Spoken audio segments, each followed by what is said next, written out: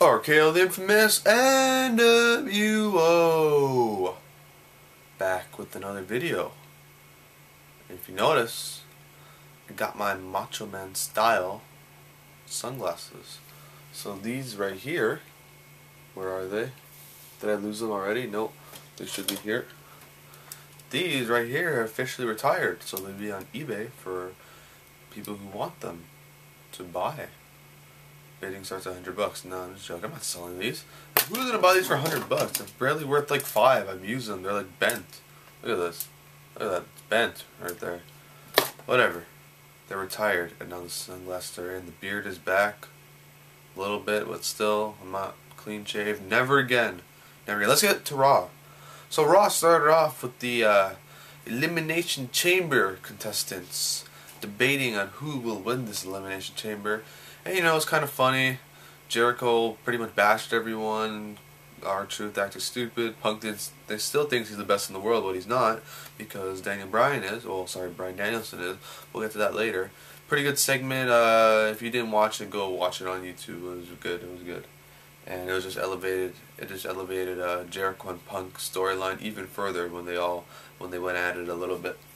Next up, we had and then the matches announced would be Chris Jericho versus Kofi Kingston, R-Truth versus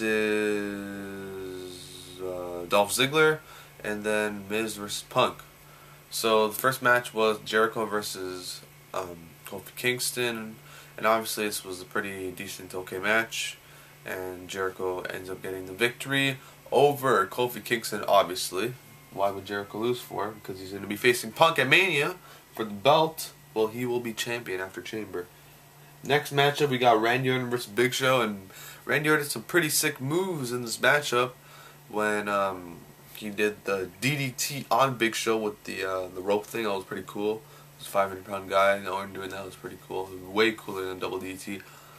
Orton hit RKO on Big Show too, but then Danielson came in, interfered, hit Orton with the belt, and got him disqualified, so Randy Orton ended up winning the match.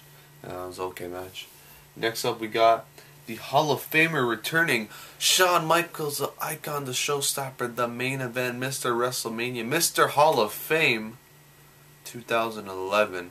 Shawn Michaels came back thinking that Triple H was playing a game on Undertaker's mind, saying how just accept the match, we all want to see it, and Triple H said no. They had a back and forth promo, epic promo. If you didn't watch this promo, go right now and watch this promo. So good. They have like, it's such a heated promo, so good. Like, truth starts coming out, it looks like stuff's starting to get real. Then Shawn Michaels leaves, and then they play the Undertaker promo, and Undertaker saying how he's still obsessed with Triple H, and then Undertaker gets like a switchblade, and starts cutting his hair. Like, oh, so that's how they bring into the storyline of how Undertaker will be having short hair this year, because I didn't think he would be wrestling with a wig. That would make no sense. So short hair, and then American Badass started trending on Twitter worldwide. So American Badass gimmick, who knows? Maybe, maybe not. Maybe because he turned into American Badass, and then he'll show that, oh, I faced you at WrestleMania 17 and you couldn't beat me. Like, I beat you cleanly, but you were close to beating me at WrestleMania 27. Maybe you can't. Maybe you think you beat the dead man, but you can't beat the biker. Who knows? Next up, we got R-Truth versus Ziggler, and when they showed this, Ziggler didn't even have an entrance. So you know who's jobbing tonight. If you don't have an entrance, you're jobbing tonight. Obviously, R-Truth's gonna get the win for sure. Okay match. R-Truth ended up getting the roll up, beating Dolph Ziggler's okay match. Next up, we got Tamina versus Brie. I didn't watch this match at all. Didn't pay attention. It was on TV. I didn't care. Tamina won, and she is facing Beth Phoenix for the Divas Championship at the Elimination Chamber pay-per-view. So that should be a pretty good match. The daughter of Jimmy Superfly Snuka, actually diva that could wrestle. Next up, we got oh right. So someone attacks Eve. Kane actually throws her in an ambulance and driving off. Zack Ryder is in the room and can't go anywhere because he's immobile, and Cena comes and saves Eve, and then Eve kisses Cena, and then Zack Ryder sees everything, and it's like, oh my gosh! I wonder how much tweets Torres got for all the hate. But yeah, and then I said, is that really going to be Cena's heel turn because he made out with Eve? Really? But yeah.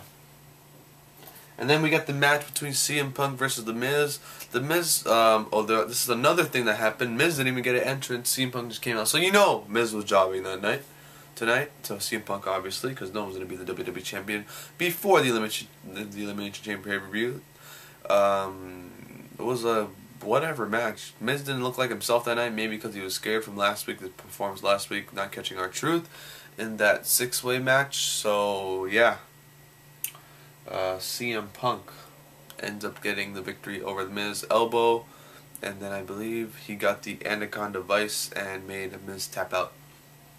Then we got Cena coming out, talking, calling out Kane, trying to make him embrace the hate. He's not going to deal with that. The crowd finally turned on him. That crowd where they did that thing where people were supposed to turn on Cena, that did not work out because they picked the wrong crowd to do that. But this crowd was all 100% against John Cena.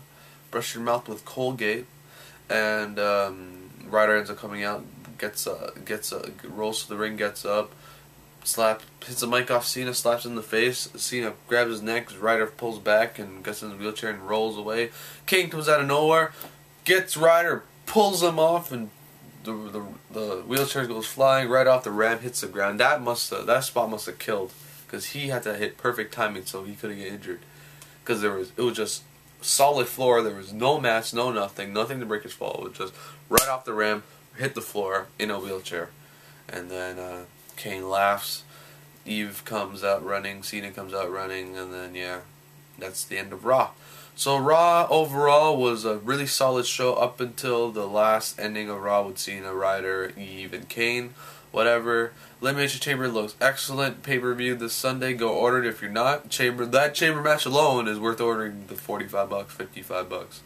Well, yeah, $55 for HD. Yeah, and then Kane. We got Kane Cena. We got the SmackDown Chamber match, which I could care less about. And those are the matches that you want to watch, right? Those are the pretty good matches. 3 matches right there that are worth paying for. Chamber matches are obviously worth paying for, and they're always deliver and always some kind of swerve before WrestleMania. So yeah, excellent Raw tonight, solid Raw. If you didn't watch Raw, go check it out. Thanks for watching. Hope you enjoy my Raw review for, I didn't even say the date, February 13th, 2012.